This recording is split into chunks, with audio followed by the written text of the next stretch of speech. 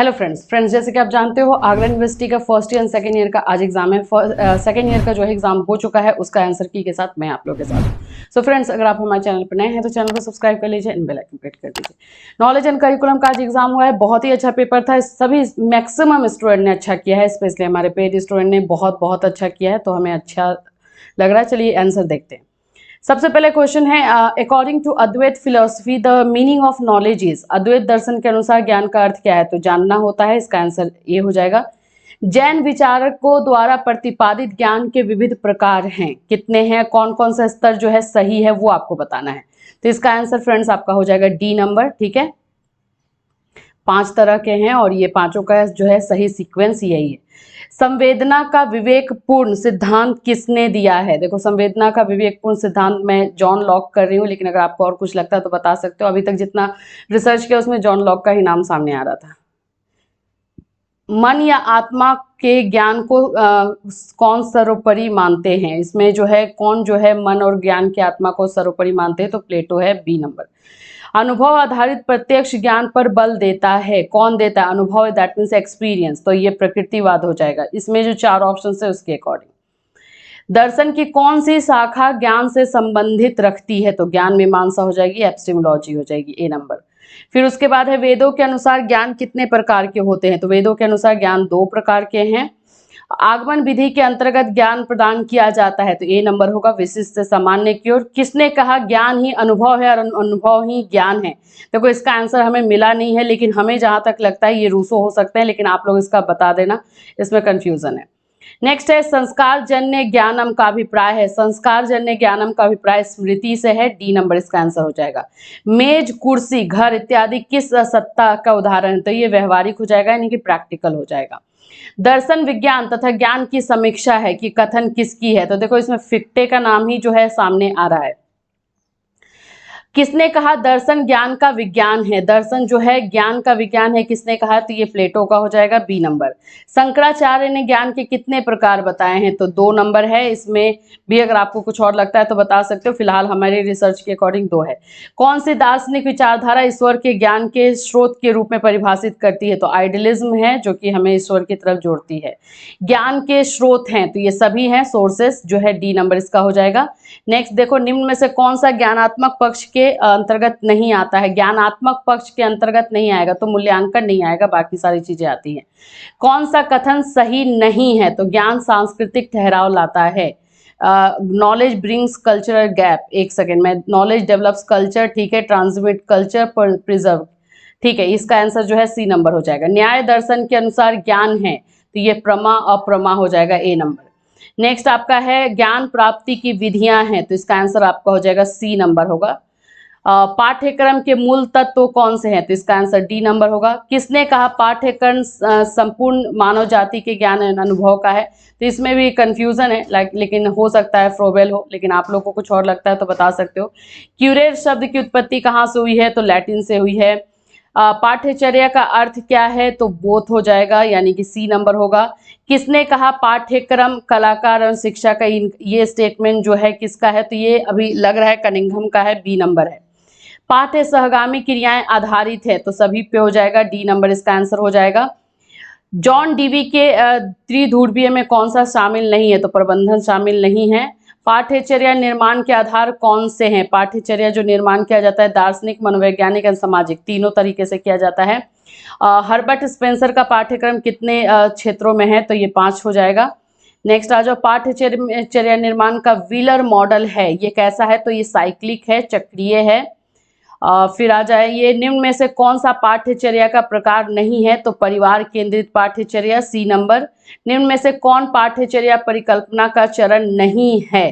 तो देखो, इसमें जो है आपका तार्किकता का विकास आ जाएगा, ऐसे डिजाइन करने में ये सारी चीजें आती हैं, तो ए नंबर होगा इसका। करिकुलम प्रोसेस नामक पुस्तक किसने लिखी है? तो ये लिखे हैं व्हीलर ने। पाठ्यचर्या निर्माण और विकास है, पाठ्यचर्या निर्माण और विकास क्या है? व्यवहारिक है, आदर्श है, प्रकृतिवाद है? तो व्यवहारिक है, प्रैक्टिकल हो जाएगा।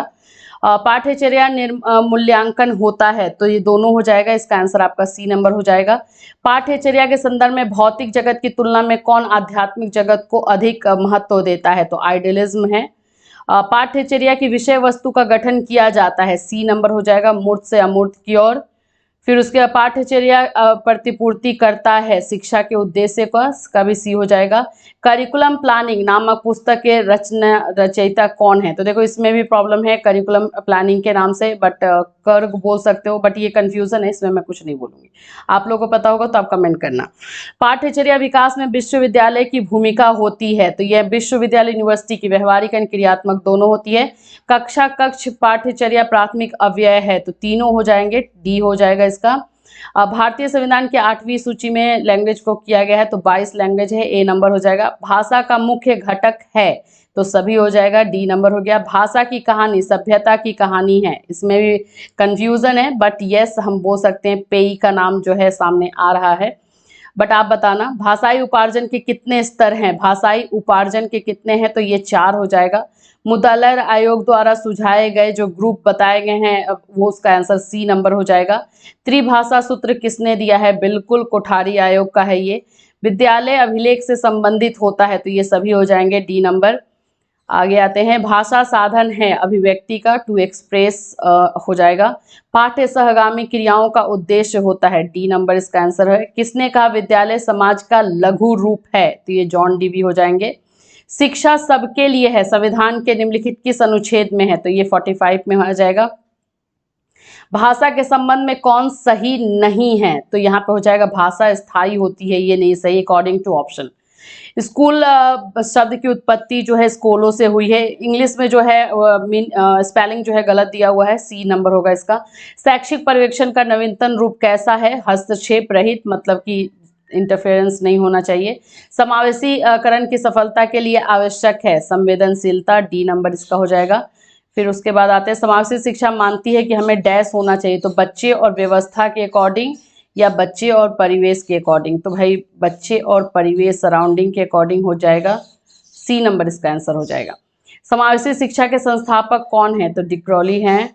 स्कूल का शाब्दिक अर्थ है अवकाश होता है। समावेशी विद्यालय का आधार है, all of the above, D number होगा। देखो 100 क्वेश्चन करने हैं। किसी संगठन में शैक्षिक पर्यवेक्षण किसके द्वारा किया जाता है? भाई ये सुपरवाइजर का काम है, तो ये प्रधानाचार्य का होगा। पाठ्य सहगामी क्रियाओं का उद्देश्य है, इसका आंसर आपका डी नंबर हो जाएगा। भाषा के पक्ष हैं, भाषा के सभी पक्ष हैं, डी नंबर इसका भी होगा। आ जाओ फिर 64 में, स्काउटिंग के जन्मदाता कौन है? तो इसका आंसर ए है, रॉबर्ट बेन पॉयल। एनसीएफ 2005 का मूल भाव कहाँ से लिया गया है? तो रविन्द्रनाथ के टैगोर से लिया गया है, कंपोजिशन से। एनसीएफ 2005 को सही स्वरूप देने का श्रेय किसको जाता है? तो यशपाल को, प्रोफेसर यशपाल को। एनसीएफ 2005 कक्षा में अध्यापक एवं छात्र में कितना है? तो 1:30 का रखा गया है 2005 में। इसमें कितने अध्याय हैं एनसीएफ 2005 में? तो 5 हैं, 5 चैप्टर्स हैं। एनसीएफ 2005 आधारित है तो विदाउट बर्डन, जो हम लोग कल के क्लास में कर ही रहे थे। एनसीएफ 2005 के मुख्य सिद्धांत कौन से हैं? तो इसका आंसर आपका आ जाएगा, डी नंबर होगा। एनसीएफ 2005 का चतुर्थ अध्याय क्या है? तो इसका है विद्यालय एवं कक्षा का वातावरण, सी नंबर। एनसीएफ 2005 को किस समिति के द्वारा बनाया गया? एनसीईआरटी। जो भी एनसीएफ का कल हमने क्लास दिया था आपको, एकदम एग्जैक्टली उससे वहां से उठ के आ गया है। एनसीएफटी 2009 के अध्यक्ष कौन थे? तो इसमें थोड़ा सा इनका नाम क्लियर नहीं रहा, लेकिन सीएल आनंद ही है। एनसीएफटी 2009 का पूरा नाम क्या है? तो ये national curriculum for teacher education है। फिर इसके बाद आ जाओ 75, बाल केंद्रित शिक्षा प्रणाली के समर्थक कौन है? तो भाई ये आप जानते हो तीनों के तीनों हैं, तो इसका आंसर डी नंबर होगा। पाठ्यचर्या परिवर्तन एवं परिष्कार में किसका जो है नगण्य होता है? तो देखो इसको जो चेंज किया जाता है अकॉर्डिंग टू सराउंडिंग किया जाता है, तो शिक्षा मंत्रालय का इसमें मैं बोलूंगी कि नगण्य होता है। पाठ्यचर्या में परिवर्तन के लिए निम्न में से कौन सी नीतियां सबसे अधिक प्रभावी होती हैं? तो ये हो जाएगा राज्य और केंद्र की, डी नंबर। पाठ्यचर्या निर्माण में अध्यापक किसका सहारा नहीं लेता है? तो इकोनॉमिक प्लान का नहीं लेता है। निःशुल्क अनिवार्य बाल शिक्षा अधिकार अधिनियम किस वर्ष हुआ था? 2009, आरटी एक्ट 2009। किसने कहा नेतृत्व की संभावना को? तो इसका आ जाएगा कीथ डेविस, ठीक है। आगे चलते हैं, किसने कहा नेतृत्व व्यक्तियों को प्रभावित करता है? तो इसका आंसर कंफ्यूजन है, बट जॉर्ज टेरी का नाम आ रहा है। नेतृत्व की वह शैली जिसमें सारे अधिकार एक ही व्यक्ति में कहलाती है, कौन सी कहलाएगी? निरंकुश शैली, जिसको हम लोग हिटलर से भी बोलते हैं। नेतृत्व को किस प्रकार परिभाषित किया जा सकता है? तो देखो ये सभी हो जाएगा डी नंबर। नेतृत्व का परिस्थिति जन्य सिद्धांत क्या है? तो भाई ये इसका जो है आपका आ जाएगा बी नंबर, कॉन्टीजेंसी, आकस्मिकता का आ जाएगा। छात्रों के लिए अनुशासन आवश्यक है, किस लिए? तो भाई सभी के लिए। प्रयोजनवाद किस अनुशासन का समर्थक करता है? तो प्रभावात्मक का करता है। डिसाइपल शब्द का मीनिंग क्या है? पीपल यानी कि शिष्य। अनुशासन का अर्थ जो है वो किसने दिया है? तो टीपी नन है। अब इस और जाते हैं, जवाबदेही है, जवाबदेही किस लिए है? तो उत्तरदायित्व का निर्वहन करने के लिए है। जवाबदेही के प्रकार हैं, सभी तरह के हैं, डी नंबर हो जाएगा। शिक्षक की भूमिका है, भाई ये भी डी नंबर होगा। कक्षा में दिया गया सामूहिक दंड होता है, प्रभावी होता है। और इसके बाद आपका है शिक्षा में नकारात्मक साधन कौन सा हो जाएगा? तो इसका आंसर हो जाएगा पनिशमेंट, दंड। दंड का उद्देश्य होता है, ये तीनों होते हैं, तो इसका आंसर डी नंबर होगा। प्रयोजनवाद के अनुसार शिक्षक की भूमिका होती है, निर्देशक की होती है। प्राचार्य की भूमिका है, सभी हो जाएगा, डी नंबर होगा। 97 विद्यालय की शिक्षा की जवाबदेही होती है, ये सभी का हो जाएगा, डी नंबर। अनुशासन बनाने की नकारात्मक विधि है, क्रिटिकल अप्रोच, नकारात्मक विधि यही कहलाती है। किसने कहा शिक्षक मनुष्य का निर्माता है? John Adams. प्रशिक्षण में अनुशासन होता है, तो भाई प्रशिक्षण में अनुशासन जो है सभी तरीके का होना चाहिए, तो डी नंबर होगा। सो फ्रेंड्स ये रहे आपके 100 क्वेश्चंस के आंसर की। कुछ क्वेश्चंस में कंफ्यूजन है जिसका आंसर आप वीडियो में कमेंट करके दे सकते हो और इससे आप मैच कर सकते हो। अगर आप लोगों को कुछ और आंसर लगता है तो बिल्कुल बेझिझक आप लोग कमेंट कर सकते हो। फिर मिलूंगी, till then have a nice day.